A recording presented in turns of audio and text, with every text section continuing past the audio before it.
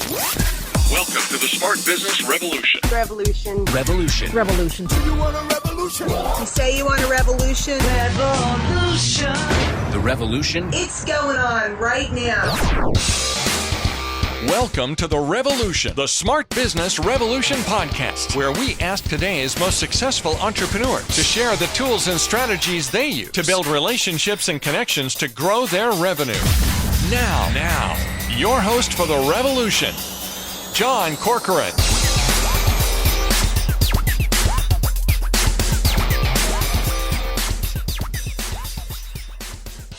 All right, welcome everyone. John Corcoran here. I am the host of this show. You guys know my story.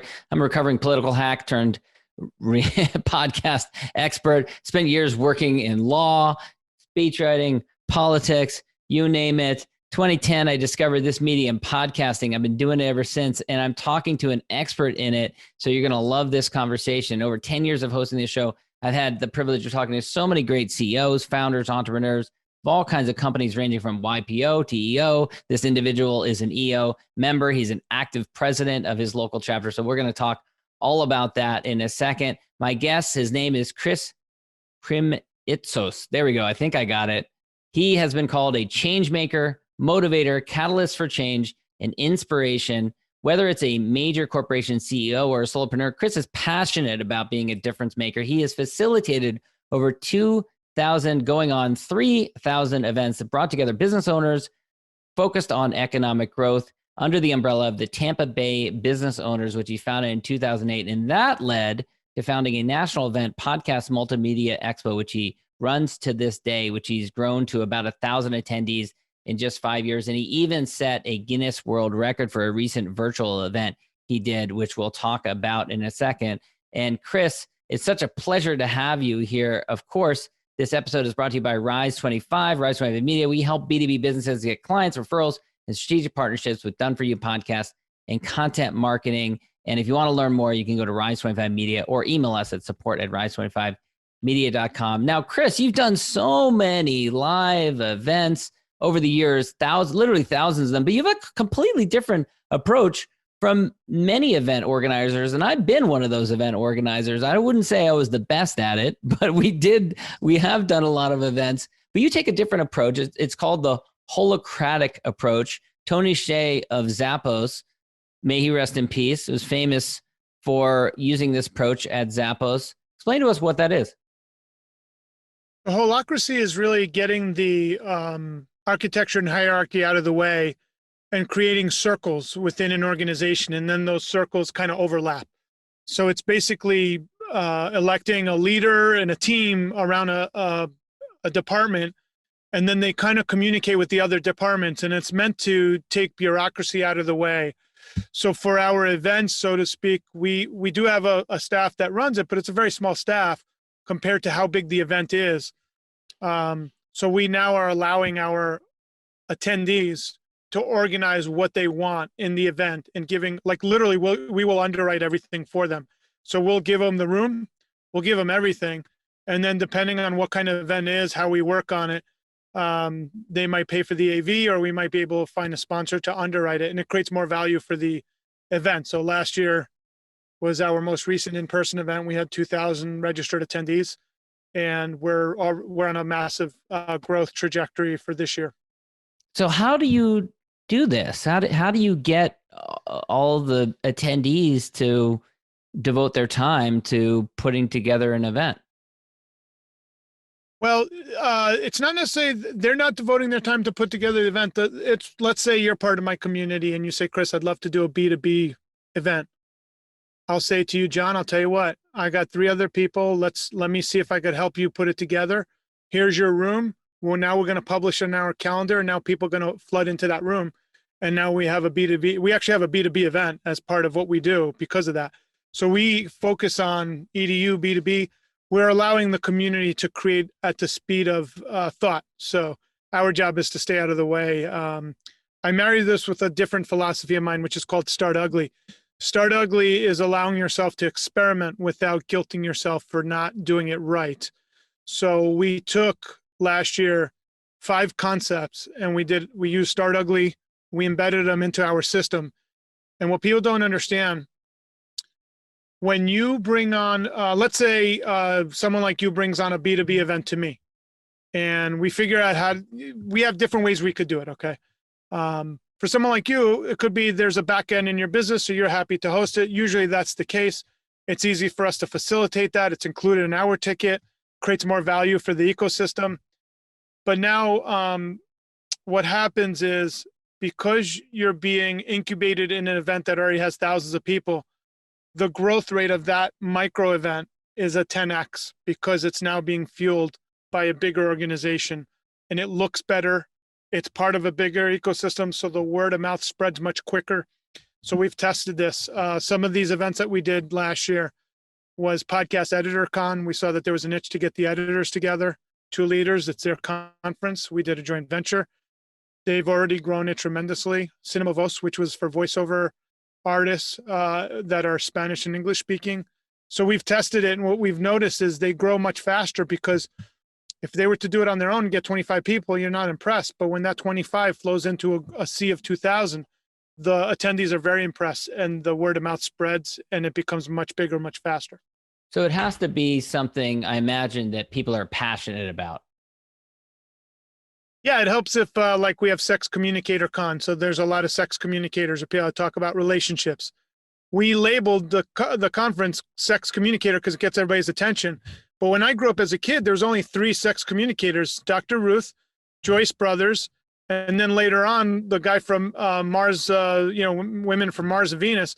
Dr. But Gray, now there's thousands of people. Yeah, there's thousands of people that are relationship communicators. So now we're able to give them a home, and that conference is huge. It's growing very quickly for us.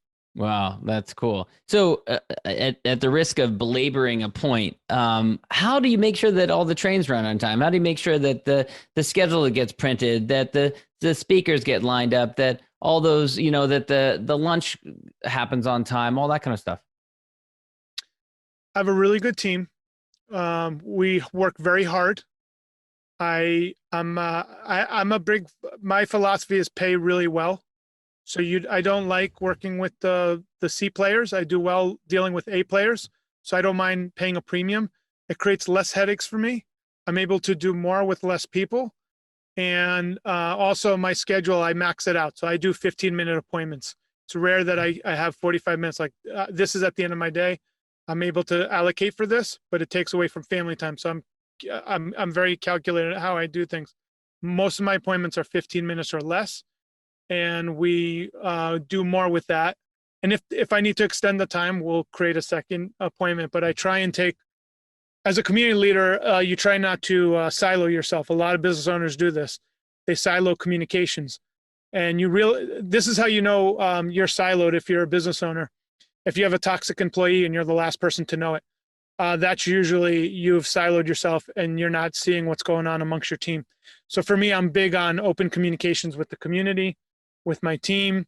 I want to know everything going on. So that's my style. It doesn't mean it's right or wrong. It's what works for me. Yeah. Now, you'd been involved in TV years ago, which kind of preceded your interest in podcasting as a medium and led to your interest in podcasting. And you said you actually got kicked off of TV. Tell us the story about that. Yeah, I had 2 shows. We had Millionaire Mindset, which is very easy, straightforward. Business owners talking about how they made $1 million. Actually, very boring after a while, but it's very formulaic, works well. Here's what the person did. Here's they became successful. Awesome. Actually loved that show. It was really peaceful. But the other show was a political debate show. That one would give me headaches, but it was the one everybody loved. We'd have polar opposites debating each other. We would have, like Democrat, Republican was not what we would go for. That was like that's like peanut butter and jelly. We would go after, at the time, constitutionalist versus socialist, or religious fanatic versus atheist. And we would have polar opposites. I got thrown off the air because at one point, one of the guests got in an argument, and he walked off the air and threw a chair at the guest. It got carried out all over every network in the country. It was known as the chair incident. Political debate goes Jerry Springer or whatever.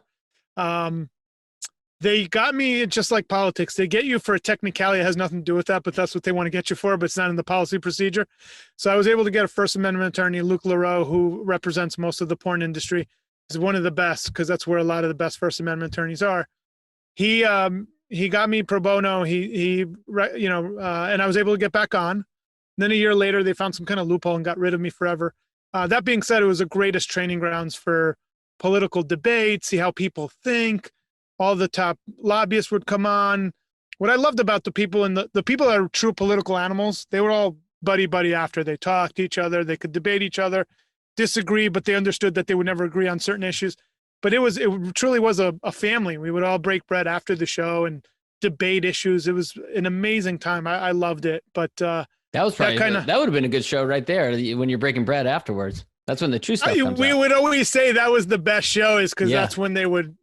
I mean, back then there was election fraud isn't like a new issue, but I remember back then one of the solutions, our Democratic strategists said, we might as well just do urine testing to solve the issue, because basically everybody's gonna argue about all the issues. But it was we would find characters that had funny solutions, and it was a very fun show to produce. It wasn't anything I wanted to pursue long term, but I enjoyed it. And then from there, I got into live streaming.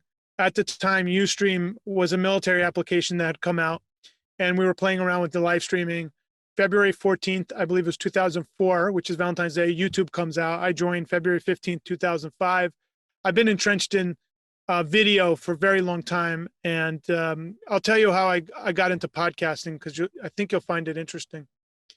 We created the community for the business owners out of the one show, Millionaire Mindset. So I was able to transition and create 300 active members, and we were doing great. And this is before like Facebook and social media. So what did that community look like? It was just being born. It was just being born. So all this stuff was just being born. We had to teach people Web 2.0. I mean, to understand the landscape of where we came from, and sounds like you and I have a parallel track here. We would teach Facebook, and we had one old timer come up to us and said, I've been to every bookstore in the area. I cannot find the Facebook. So like, this is where people were coming from at the time, right? Yeah, Some people understood it. So we started teaching e-marketing groups, little meetups all over the town, teaching Twitter, Web 2.0. At the time, WordPress was not there was HTML, Joomla, but we would crowdsource. So we learned we started using it very early, which gave a lot of us a leg up. But there was a gentleman doing videos about his dad's wine store, and I reached out to him and he came to speak. We booked him in 2009. And lo and behold, he wrote a book called Crush It. That was Gary Vaynerchuk. And I remember at the time he was trying to figure out his next steps. And he was going to be originally a venture capitalist, but he didn't like taking the risks because he wasn't sure. So after 1 million people asked him to do their social media, that's where he transitioned to. But I remember at the time, John, I was charging $5 a meeting at these local restaurants. And what I didn't understand, and this is what I've learned about business, it's all about timing, but understanding the timing. Gary understood the timing of social media was an international play. And you understand doing a book would get him in everybody's doorstep and be international. I was doing the very same exact thing, but in local restaurants, not understanding that people from Naples and Jacksonville were driving to pay $5, that the value was much more than the $5 I was charging. So I promised myself the next time I saw a trend that was worthy of pursuing, I would go all in. And that's when in 2012, 2013, I started watching podcasting grow and emerge. And that's when I jumped into the podcasting space, the on-demand audio side. Yeah, that's smart to jump into that way. But it was slow going in the early days. I think you had 13 people at your first meetup, right?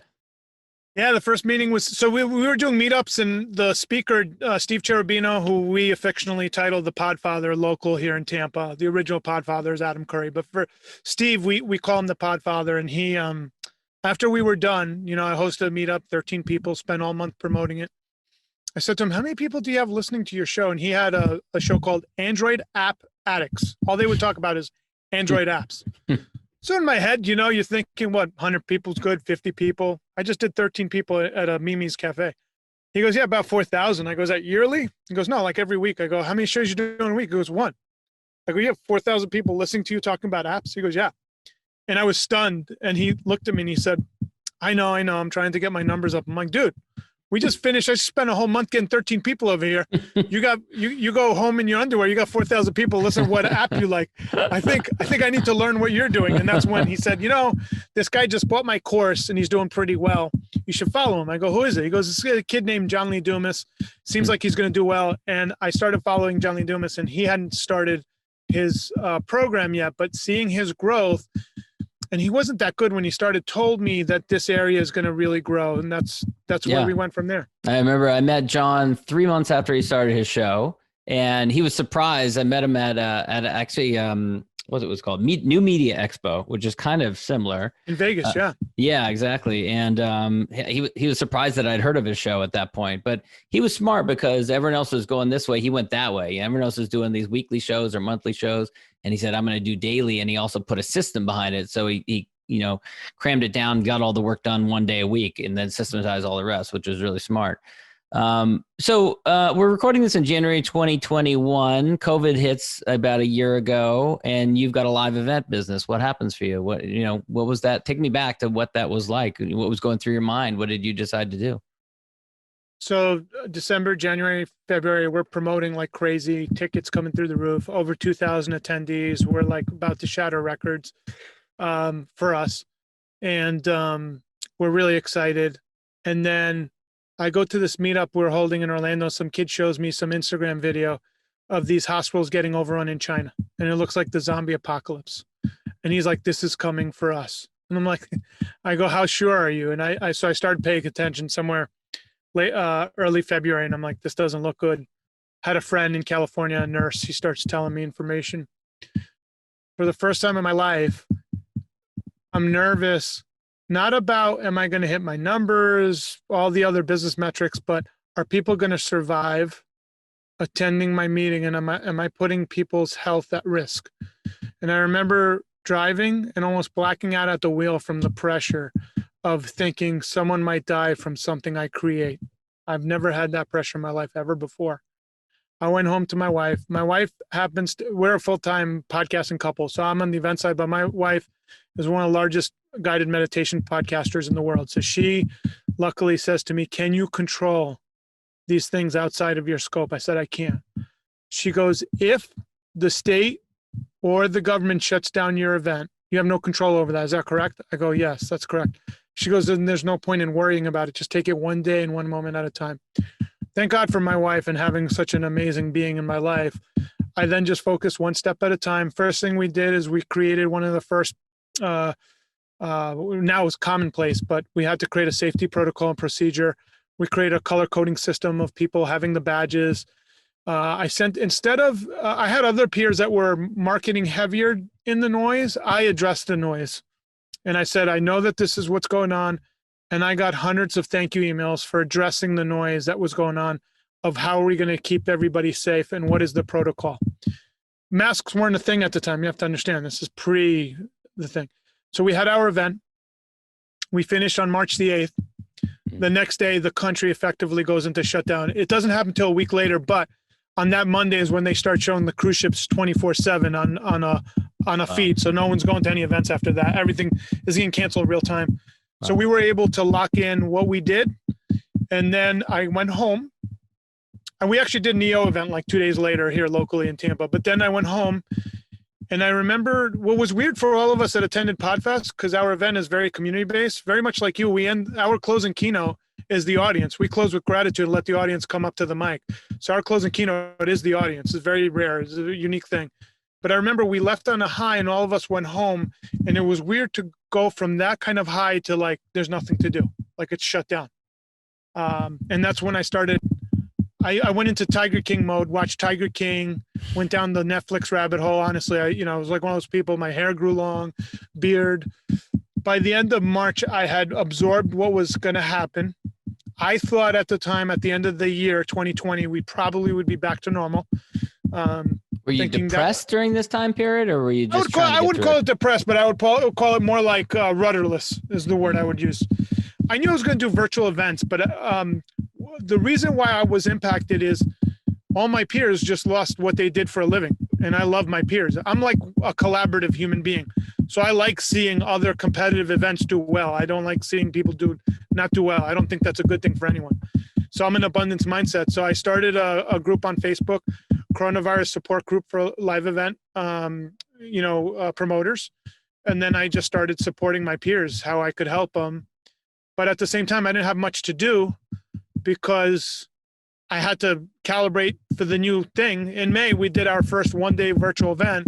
And then that started what people in tech would say, the flywheel towards where we are now with virtual events. But I didn't calibrate till May. All right. So you ended up doing a virtual event for podcasters that actually set a Guinness Book of World Record, which is really cool. An official Guinness Book of World Record. Tell us about that. So prior to that, we did a one-day test, and what I would call it was kind of like a half-ass virtual event where I pre-recorded and then you release them live.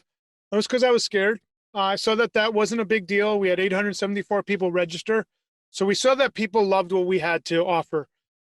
And I was talking to a friend and he said, what are you going to do next? I guess I'll do a virtual event. And he said, why don't you go for a Guinness World Record? And I'm like, you think so? He goes, yeah, it's the same amount of work, probably. He goes, you're going to do it anyways. So I contacted the Guinness World Records. Obviously, they were shifting for virtual records. Podcasting is very trendy. They said, we'd love to be part of this. And they set the bar at 5,000 attendees.